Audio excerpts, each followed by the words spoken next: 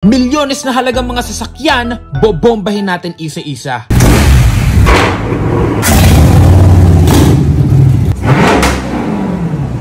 What's up mga bro? Welcome back sa vlog natin. Syempre follow nyo muna ako bago ko ihandog sa inyo ang malupitang video natin ngayon. Yung gulong niya pare, kala mo pang kotse sa sobrang kapal.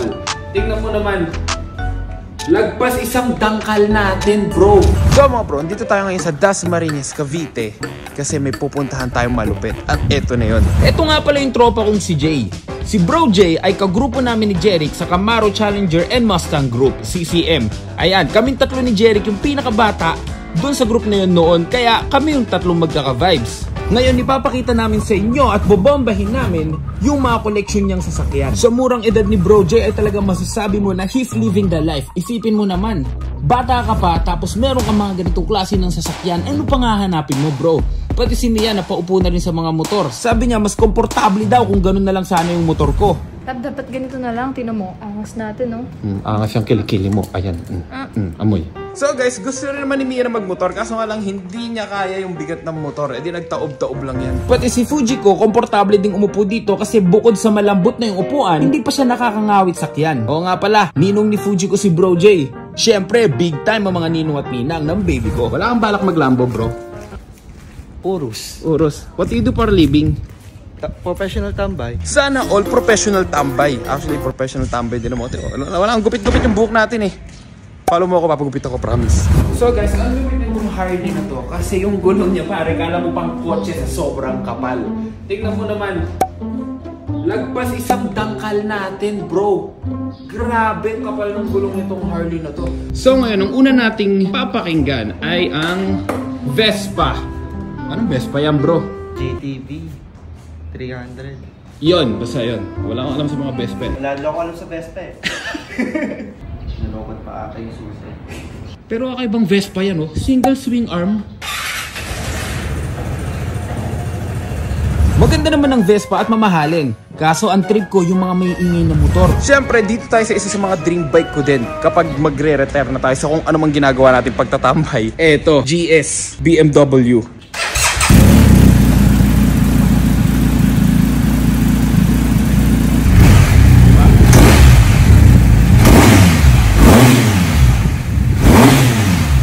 Soon, gusto ko rin magkaganto kasi komportable. Pero sa ngayon, yung mga pambarag-bagan muna. So guys, eto naman ang tunog ng Harley.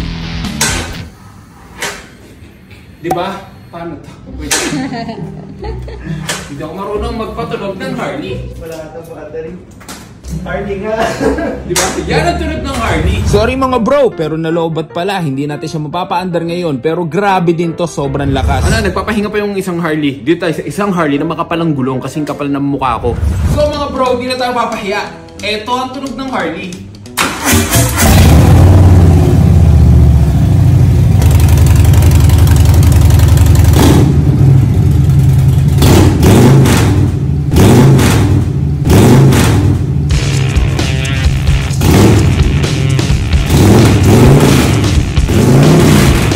Halos mabingi na ako at di ko na marinig yung sarili ko. Sobrang lakas nitong Harley. Grabe ba naman, pati air intake, kala mo pang kotse sa laki. Lalo na yung gulong niya, di ba? Dito naman tayo sa Dodge Challenger. Cold start to ng Dodge Challenger. Kaya expect nyo na malakas to.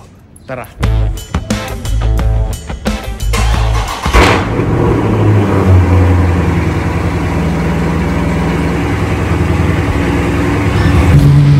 Ang pogi. Mapapansin nyo ito may salamin pero ito butas, ayan. Para yung airflow niya dire-diretso lang doon mga bro. RT nga pala to bro kasi ano siya, ma-RT.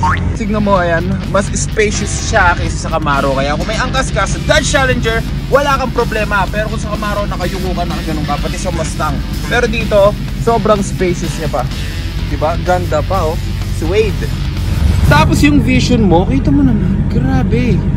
Ang luwag, hindi katulad sa Camaro na hindi mo kita masyado yung ganito, konti lang. Sa mga muscle car, compare mo talaga sa Camaro at Mustang, ang Dodge Challenger ay sobrang lawak sa loob. Grabe, ang laki pa. So mga bro, i-rev na natin yung Dodge Challenger. Tingnan natin kung mayayanig tong buong subdivision na nakakahiya. May katabi pang call center dito bro, nakakaya. Pero gagawin ito para sa inyo. Kaya, please, follow the page.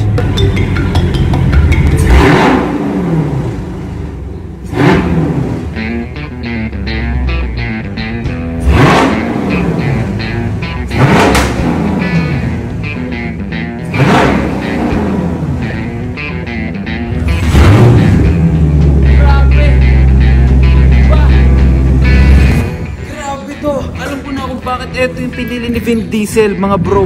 Kung nangangarap ka makabilin to someday, wala namang imposible. Ako nga nagkakamaro eh. Kaya kung gusto nyo rin pumaldo, itry nyo na yung link na nasa comment section.